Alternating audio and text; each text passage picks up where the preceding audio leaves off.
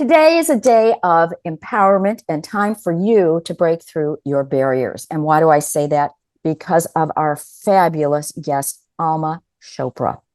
She proudly introduces herself as a tenacious survivor and a driving force for personal growth and empowerment.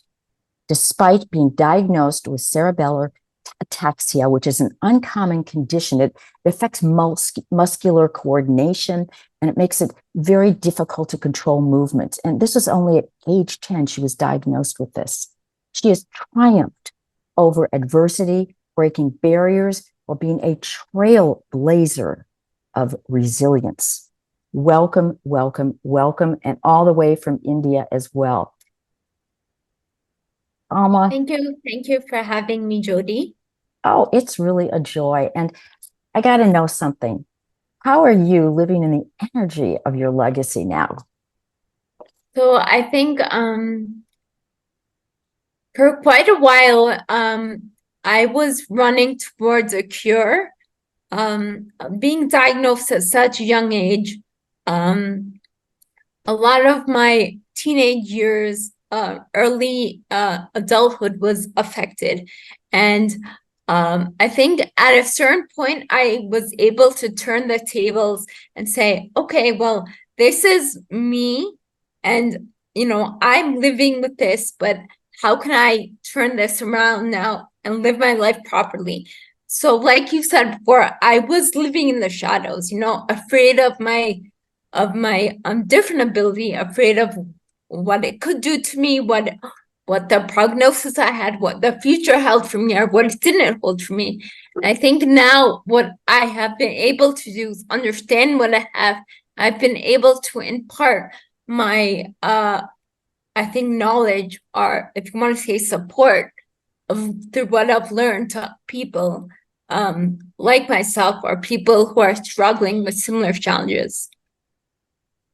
And one of the reasons why I'm so excited to have you on today's podcast is because, as you know, basically our audience is 50 and over, and sometimes we give up on ourselves. There's things in life we say we can't do this anymore and that, and here you are at age 10. And having this kind of resilience, to me, is an example of not giving up on yourself. And just to have that self-love.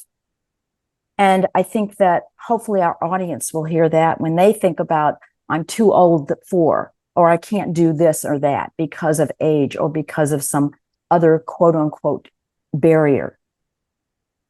Yeah. So like I said, it's been quite a journey where I've had to learn, but you only really have one life to live, right, Jody? So, there are a lot of people who are in that mindset.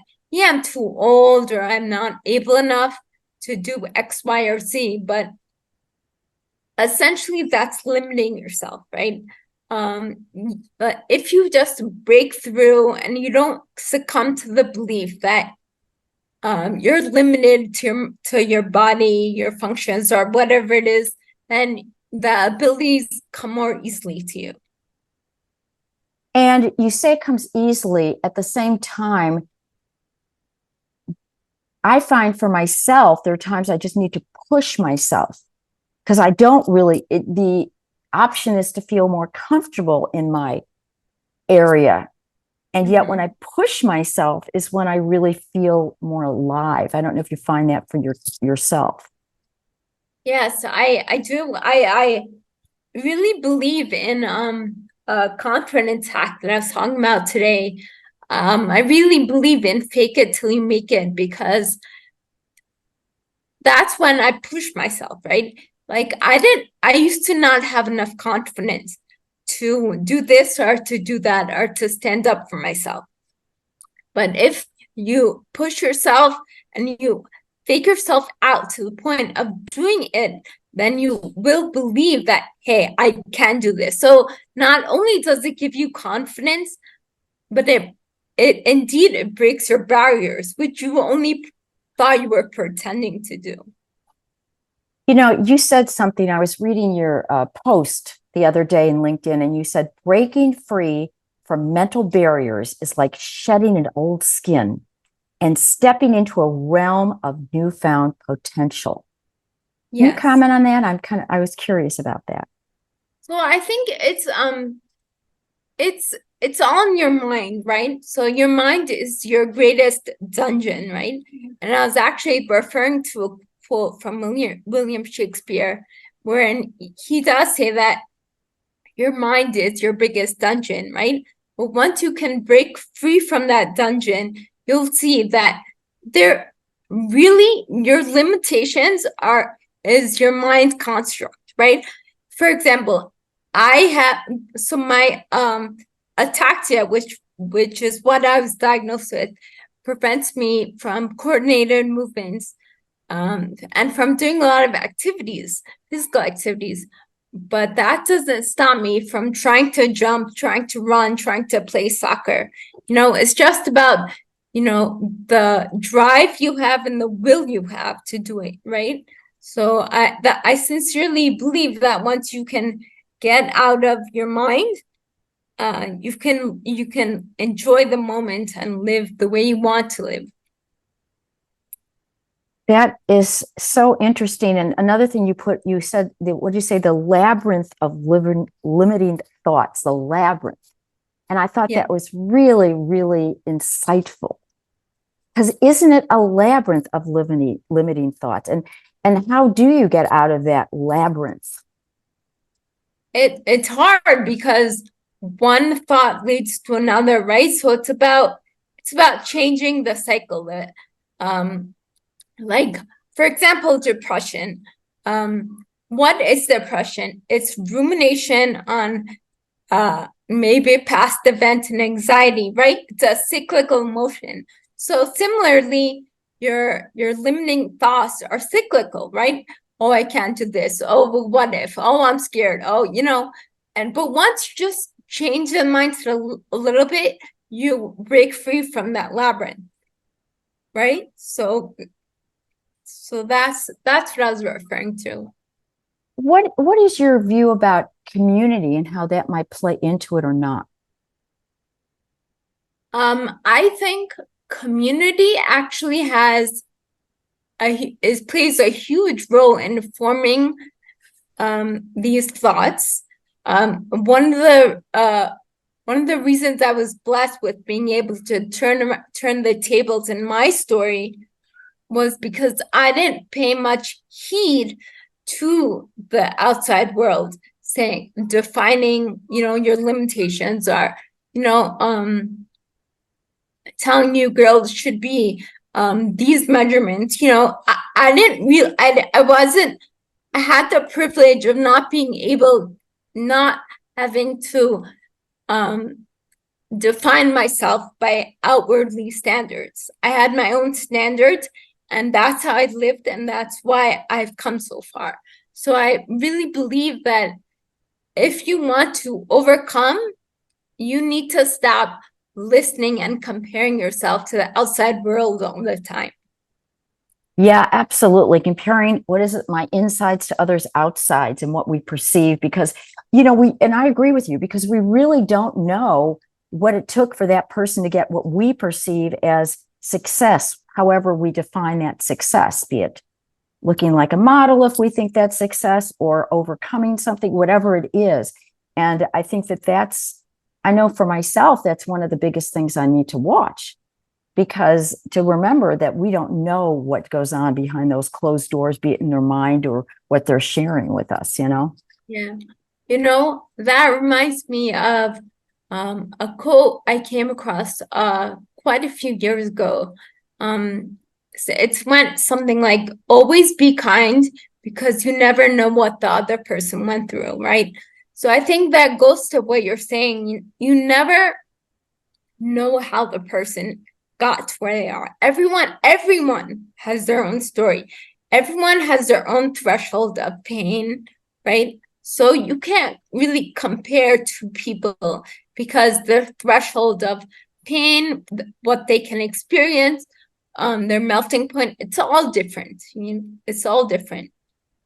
And you brought up a very good point, because I know that so many of you know, the way you and I might react to the same situation completely differently based upon what we grew up with, what our messages are telling us. And that's one thing I know I'm watching, is to say, okay, what is it in that situation that's bothering me, or, uplifts me right now? Because there's something that maybe it's not the person I'm looking at, is what I'm hearing from you, but maybe some situation or similar feeling that I've had in my past that kind of comes up and it's triggered or something. So I think that looking at someone in that light, and that's what I'm kind of hearing from you, is really stepping back and really, really getting into that neutral position, which I think can be quite challenging at times, especially if it's with, it is because I think human tendencies are judgmental, right? So, for example, you, Jody, right? If I see you on the street, I'll say, "Oh, that's a nice lady, nice looking lady, seems active," right? And I'll start making assumptions, right? That's a human tendency, but that's where the problem begins.